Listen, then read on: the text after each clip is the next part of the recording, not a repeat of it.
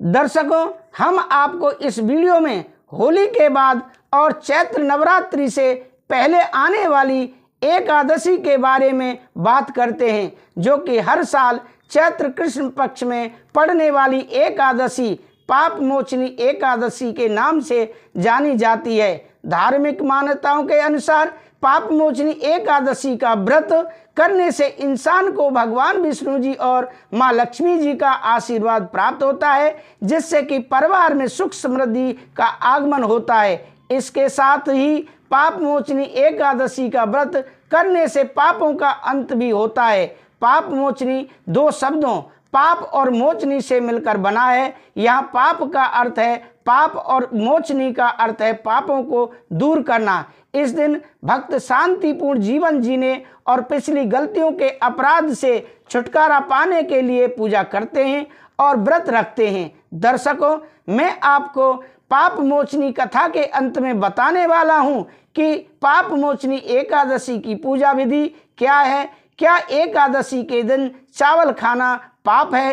एकादशी व्रत करने के क्या नियम हैं? क्या एकादशी व्रत में चाय पी सकते हैं? एकादशी व्रत में शाम को क्या खाएं? आपको मन में उपज रहे अनेकों सवालों के जवाब कथा के अंत में देने वाले हैं। आप हमारे साथ वीडियो में अंत तक बने रहें। दर्शकों, मैं कथा कहने से पहले आपसे एक निवेदन करता हूं कि अगर आपने अभी तक हमारे इस YouTube चैनल को सब्सक्राइब नहीं किया है तो ज़रूर सब्सक्राइब कर लें, जिससे कि अगली आने वाली आपके मन मुताबिक वीडियो का नोटिफिकेशन प्राप्त हो सके।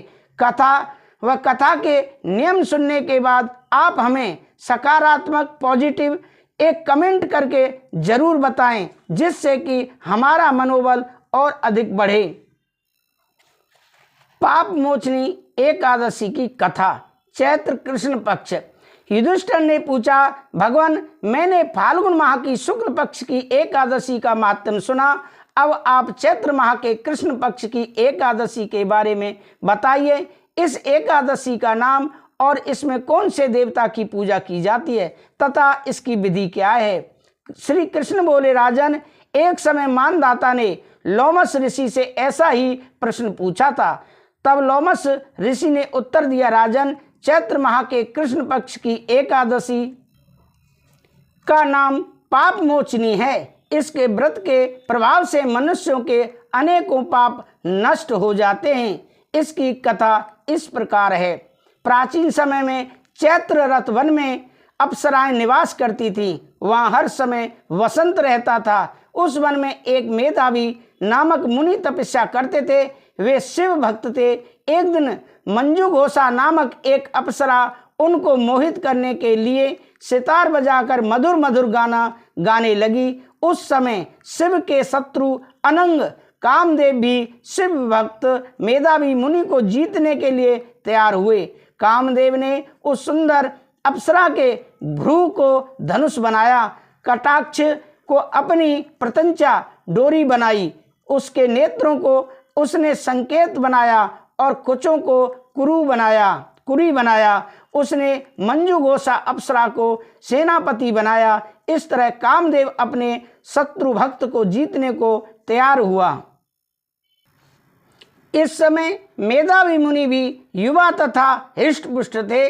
उन्होंने यज्ञोपवीत तथा दंड धारण कर रखा था। उस मुनि को देखकर मंजू घोषा ने धीरे धीरे मधुर वाणी से वीणा पर गाना शुरू किया। मेधावी मुनि भी मंजू घोषा के मधुर गान पर तथा उसके सौंदर्य पर मोहित हो गए।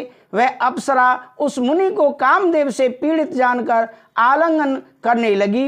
वह मुनि उसके सौंदर्य पर मोहित होकर शिव रहस्य को भूल गए और काम के वशीभूत होकर शिव रहस्य को भूल गए और काम के वशीभूत होने के कारण उन्हें दिन और रात्रि का कुछ भी ध्यान न रहा।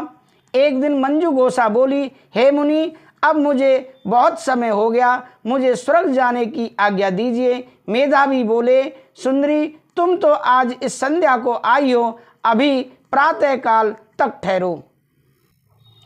अप्सरा बोली, हे मुनि, आपकी रात्रि तो बहुत लंबी है, अब आप सोचिए कि मुझे आपके पास आए कितना समय हो गया।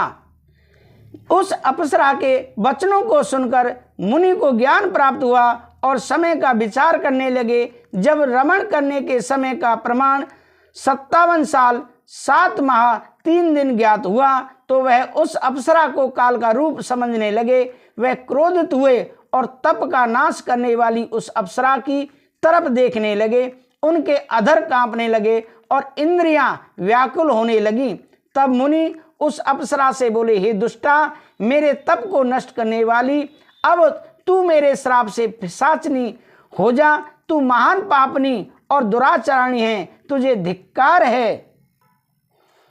उस मुनि के श्राप से वह पिशाचनी हो गई। तब वह बोली, हे मुनि, अब मुझ पर क्रोध को त्याग कर प्रसन्न हो जाइए और इस श्राप का निवारण कीजिए। मुनि बोले, हे दुष्टा, मैं तुझे श्राप से छूटने का उपाय बताता हूँ। चैत्र माह के कृष्ण पक्ष की जो एकादशी है उसका नाम पाप मोचनी। उस एकादशी व्रत करने से तेरी पिशाचनी के देह छूट जाएगी। इस प्रकार मुनि ने उसको समस्त विधि बता दी और अपने पिता च्यवन ऋषि के पास गए। च्यवन ऋषि बोले, पुत्र, तुमने यह क्या किया? तुम्हारे समस्त तप नष्ट हो गए हैं। मेधावी बोले, पिताजी, मैंने बहुत बड़ा पाप किया है, आप उससे छूटने का कोई उपाय बताइए। च्यवन ऋषि बोले, पुत्र, तुम चैत्र माह के कृष्ण पक्ष की पाप मोचनी नाम की एकादशी का विधि और भक्ति पूर्वक व्रत करो। यह सुनकर मेधावी ऋषि ने पाप मोचनी एकादशी का विधि पूर्वक उपवास किया, जिसके प्रभाव से उनके समस्त पाप नष्ट हो गए।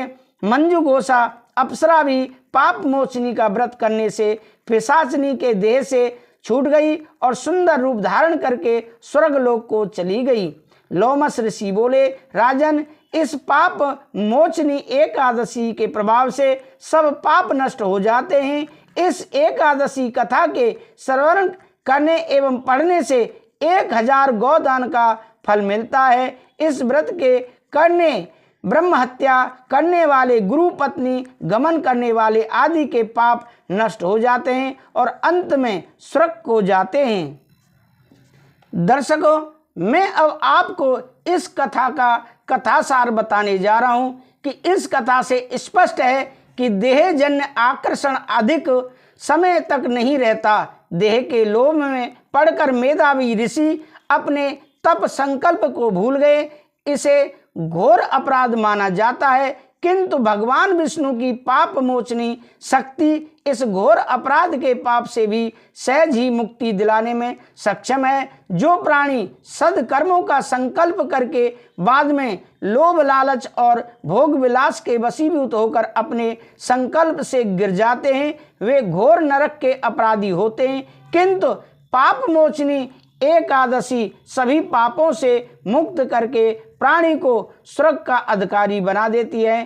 तो दर्शकों, ये रही पाप मोचनी कथा की एक पूरी व्याख्या। अब मैं आपको इससे आगे कथा के नियम बताने जा रहा हूं, लेकिन मैं उससे पहले पुनः निवेदन करता हूं कि अगर आपने अभी तक हमारे इस YouTube चैनल को सब्सक्राइब नहीं किया है तो जरूर सब्सक्राइब कर लें। आगे कथा के नियम सुनिए। पाप मोचनी एकादशी का व्रत कैसे करें? पाप मोचनी एकादशी पूजा विधि।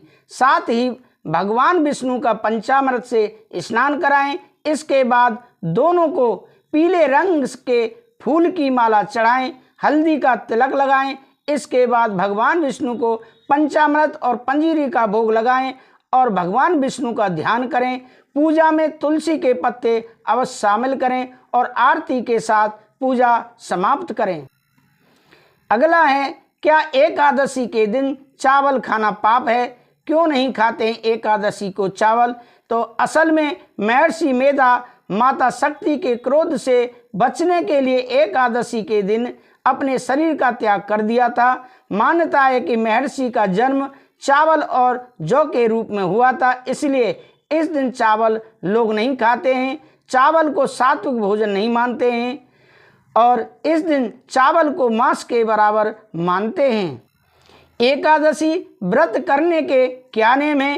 एकादशी व्रत करने की चाह रखने वाले लोगों को 10वीं तिथि के दिन से ही कुछ जरूरी नियमों का पालन करना जरूरी बताया गया है। 10वीं के दिन से ही श्रद्धालुओं को मांस, मछली, प्याज, दाल, मसूर की और शहद जैसे खाद्य पदार्थों का सेवन नहीं करना चाहिए।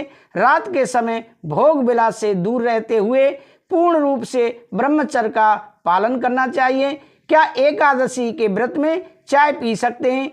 अब लोग चावल और चपाती और करी सांभर आदि से परहेज करके एकादशी का व्रत रखते हैं, लेकिन फल, सब्जियां, दूध या चाय या कॉफी लेते हैं। एकादशी के व्रत में शाम को क्या खाएं? एकादशी के व्रत में फल, चीनी, कुट्टू, आलू, साबूदाना, शकरकंद, जैतून, नारियल, दूध, बादाम, अदरक, काली मिर्च, सेंधा नमक आदि का सेवन किया जा सकता है। एकादशी के दिन कौन सी सब्जी खानी चाहिए? एकादशी के दिन भगवान को भोग लगाकर और तुलसी दल मिलाकर भोजन ग्रहण करना चाहिए। एकादशी के दिन मूली, बैंगन, मसूर दाल, लहसुन, प्याज भूल कर भी नहीं खाना चाहिए। एकादशी के दिन पूजा पाठ और भगवान विष्णु के मंत्रों का जाप करना फलदायी होता है। एकादशी का व्रत क्या खाकर तोड़ना चाहिए? लेकिन इस दिन के लिए पहले से तुलसी पत्र को तोड़कर रख लें, क्योंकि मान्यताओं के अनुसार इस दिन तुलसी को नहीं तोड़ना चाहिए। तामसिक भोजन से बचें। एकादशी के दिन सात्विक भोजन करना चाहिए। इस दिन मांस, प्याज, लहसुन आदि का सेवन नहीं करना चाहिए, क्योंकि इन चीज़ों से मन में नकारात्मक विचार आ सकते हैं। क्या हम एकादशी व्रत में डेयरी दूध पी सकते हैं? डेयरी वाला दूध, फल, सूखे मेवे या इनका सेक ले सकते हैं।